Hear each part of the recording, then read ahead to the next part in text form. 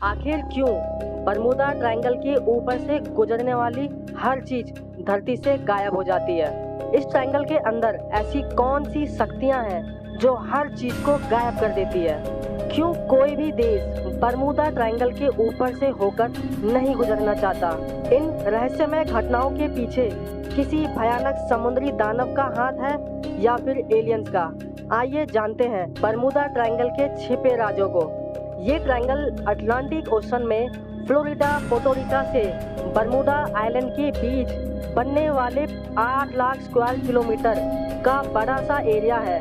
ये बात शुरू होती है 1945 में, जब यूएस नेवी के 5 टॉर्पीडो एयरशिप बॉम्बर एक मिशन के लिए निकलते हैं।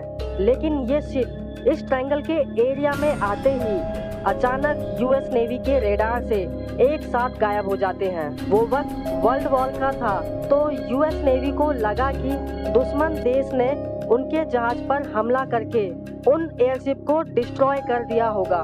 कुछ दिन बाद यूएस नेवी ने एक रेस्क्यू एयरशिप को खोए हुए एयरशिप को ढूंढने भेजा। लेकिन चौंकाने वाली बात यह है कि ये रेस्क्यू एयरशिप भी बरमूडा ट्रायंगल के एरिया में आते ही यूएस नेवी के रेडार से गायब हो गई। आज तक ना ही उन 5 टॉर्पीडो एयरशिप बॉम्बर का पता चला और ना ही यूएस रेस्क्यू एयरशिप का। इस घटना के बाद बरमूडा ट्रायंगल चर्चे में आ गया और लोग इससे डरने लगे। लेकिन इस वाकये से करीब 10 साल पहले 19 साल के twins George and David US navy officer को जब उनके पिता के ध्यान की खबर मिली तो उन्हें प्राइवेट एयरक्राफ्ट की मदद से अपने होम टाउन जाना पड़ा।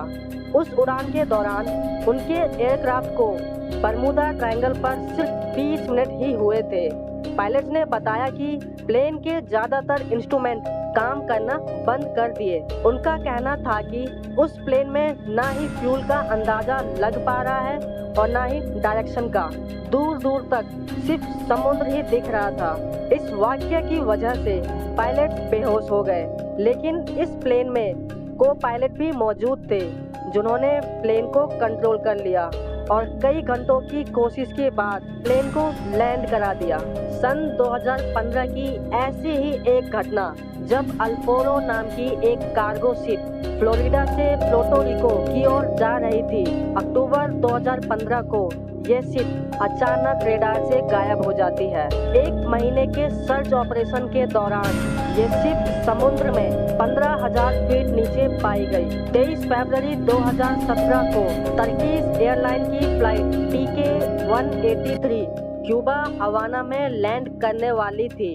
लेकिन बरमूडा ट्रायंगल के पास आते ही पायलट ने कंट्रोल टावर को ये इन्फॉर्म किया कि प्लेन प्रॉपर रीडिंग नहीं दे रहा है। पायलट ने इस प्लेन को क्यूबा ना लैंड करा के ड्यूलेस एयरपोर्ट पर लैंड कराया और 440 पैसेंजर की जान बचाई। 23 दिसंबर 1987 क्रिसमस का वो दिन, जब अमेरिकन बिजनेसमैन बुरक अपने लग्जरी यॉट में मियाना बीच के लिए निकले। लेकिन कुछ देर बाद उन्होंने बीच गार्ड को बताया कि उनकी टक्कर समुद्र में किसी बड़ी सी चीज से हो गई। बीच गार्ड तुरंत रेस्क्यू के लिए निकले, लेकिन ना ही उन्हें यॉट मिली और ना ही कोई बड़ी सी चीज।